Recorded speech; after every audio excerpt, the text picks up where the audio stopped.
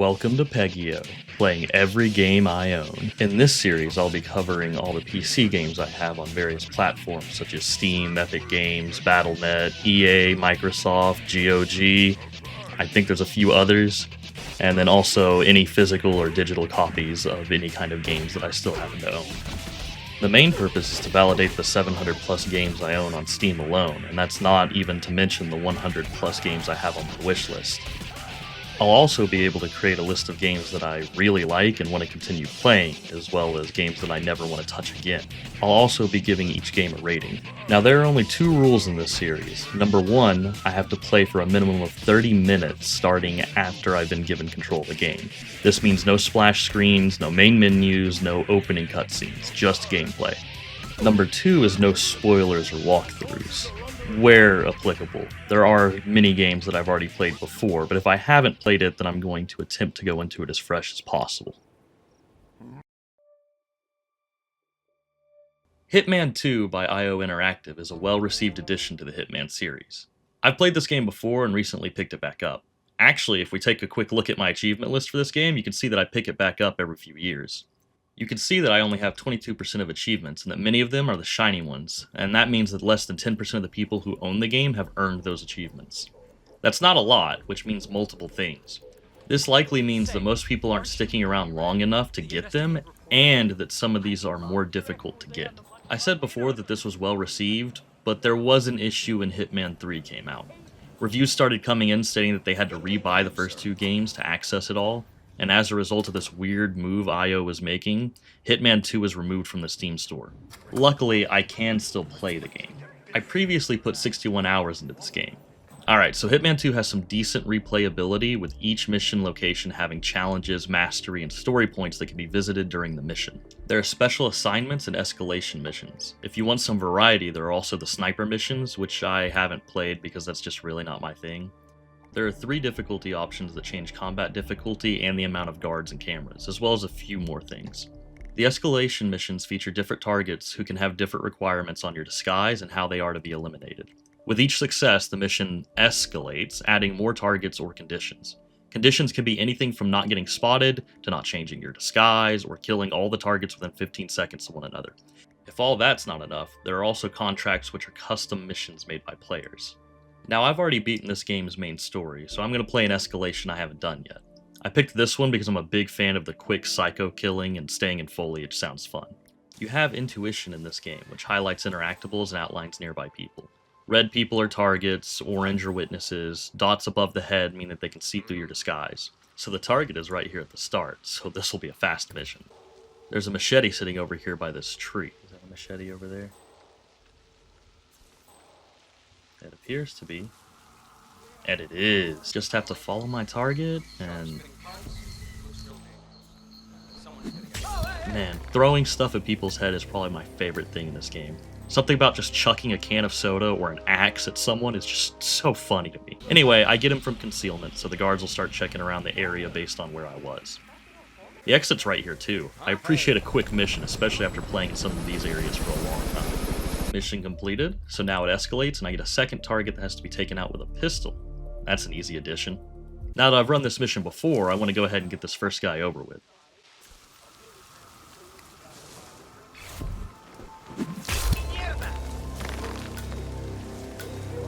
Second guy is actually right here as well, so another quick kill and time to get away. Now we get a melee kill and have to use a different exit. The different exit is a nice unexpected change. It kind of changes the pace of this. The kills are not as clean this time, with me missing the first shot on the second target. I started to go around this building to go for the third target, but I need a melee kill, and the fastest would be with that machete that I threw into the first target's face. So I head back and grab the machete while the guards run around the fields. All these guards cause me to sit and stall while I wait for them to go off of alert and open a path for me. I nearly get caught by a guard returning to his post while I try to figure out where to go. This one is fun since everything is laid out in a straight path. I was worried for a moment that this would be locked. Man, I did not bring a lockpick, and that is not a problem. Okay, good. The challenges for Silent Assassin are difficult because you can't be noticed and you can't eliminate non-targets, which I do regularly. Killing is just so fun and easy. Completing this mission gave me some more mastery for this level and unlocked a new stash location. Now I'll play the special assignment for this level, which actually gets its own briefing introduction like a story mission. This is a modern game, which means its villains and political commentary is pathetically basic. This mission is a perfect example. Our target is bad, and this hit is justified because he hunts endangered animals. The small clique of people with government officials acting in their own interests and skirting accountability? Whatever. Don't care about that except to the extent to which it's used for animal hunting. The only reason the political corruption is bad is because of the hunting. That's so uninteresting. We literally take contracts to hunt and kill people and accept non-target kills. We're not moral vanguards or anything, so why even try to justify it? Whatever, on to the mission. The new jungle stash doesn't do much for me since it's not one of the locations that allows for an attaché case with a larger weapon in it, and you really don't need most of the smaller stuff except for a pistol, some coins, and a melee weapon such as the garrote wire. Just want to focus on this hint right here for a moment. This would be why I stay out of sight anytime I'm tossing something. Even though this statement is true, you would think if they see you right after it's thrown, they would put two and two together, but they're not that intelligent. That shouldn't be surprising from the people that will unalert after seeing someone killed in broad daylight. So my plan was to knock a couple guards out and move quickly, but I completely forgot that there are items that will just knock people down and not knock them out. The apples I picked up were these kinds of items. I respond with panic, which prevents me from immediately winning this incredibly simple QTE for melee. I actually had to stop and think a moment because I couldn't remember WASD. I also forgot that you have to follow up the win with another punch to knock them out, so the first guy gets up and starts shooting me. Very embarrassing. That's a nice little touch I forgot about, is that you can use coins on the soda machines to get soda cans. Pretty nice. I like how these people don't mind if I just walk in their little store here and just pick up everything that I want and put it in my pocket. Don't need to pay. It's all good. No worries. I then forget that I'm not allowed behind the counter at the store and create witnesses. I can even walk behind the counter. Luckily, my spaghetti helps me resolve the situation.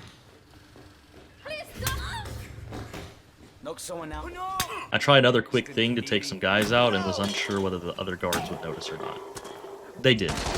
That's 2 quick losses from trying to do things fast.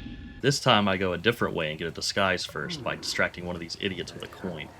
I get him with the best toy a kid could ask for. It's fun. I know a lot of people will bring up the disguises and how some of them should arouse suspicion, such as any one of them that doesn't cover up the barcode tattoo on the back of 47's head. However, I think the more obvious issue with these international missions is the obvious pale skin and bright blue eyes of our assassin here. It's pretty obvious he's not one of the usual guards. Now, it works fine for taking the role of another white dude, but taking the place of a Hispanic gorilla or Indian guard should be immediately questioned. I guess in this world, people can't see race. Would have saved a lot of lives if they did. So now that I can just waltz right in, I start killing guards.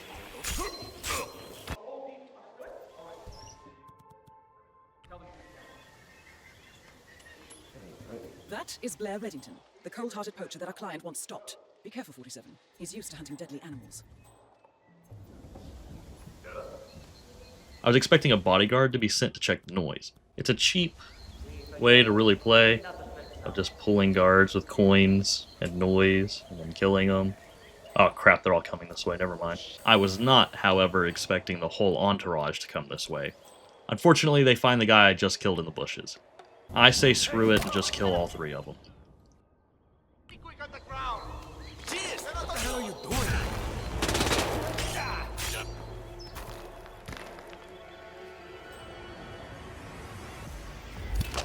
Target has been eliminated.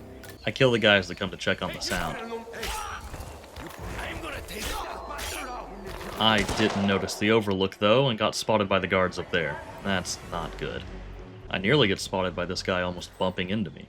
I hang around and wait for them to start moving the bodies, which they do to this spot a few feet away. Another guy almost walks right into me. The last guy does end up walking too close, and I'm forced to get rid of him, which alerts the other guards who are still here. I toss the machete into the guy that noticed and hightail it out of there. I then slink around the bushes, killing guards as they become isolated.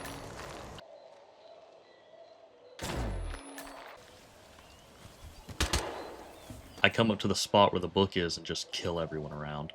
Now this game has a lot going on with all the poisoning and environmental traps you can use to get rid of people, but unless you're going for certain challenges, the game is easy enough to create kill rooms or just pick people off until there's no one left to guard. I certainly enjoy slaying everyone in my way rather than sneaking about, but the stealth and finding ways around certain obstacles can definitely be fun and rewarding. As you've likely noticed, I use the insight when attacking from range in these kind of spots that have a lot of obstructions. It makes it a lot easier to see where you're actually aiming. I almost jeopardized myself by going for the closest exit, which would involve me killing this guy to get the keys, but I decided instead just to go to the bus stop. I did remember that I knocked some people out at the start here, but I was wearing a different disguise and they won't be able to remember my face very well since I'm white. Alright, so I mentioned before that you can create kill rooms and get rid of guards pretty easily. So if you take your time and lure guards around, you can eliminate all the enforcers in the area, thus leaving the entire map a playing ground for you to be a psycho on. You can do this on every map as well, so you can get any kind of vibe you want. Angry at call centers and scammers?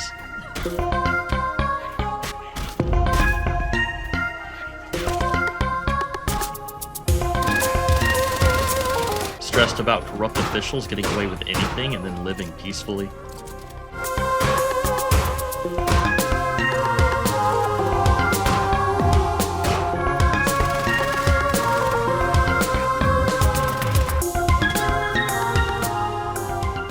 I'm joking, of course. I do want to bring up a point with this, actually. These crowds that you can conceal yourself in are not real. That is to say, when you look at them through intuition, you'll see there's no outline around them. This is because they do not act as other NPCs do. These people will not run off and report you to the nearest guard. Instead, they will just stay and cower in fear. Side note, when reloading a save like this, the bodies do not load back in very well. I do also enjoy the phantom screaming in areas where these groups are.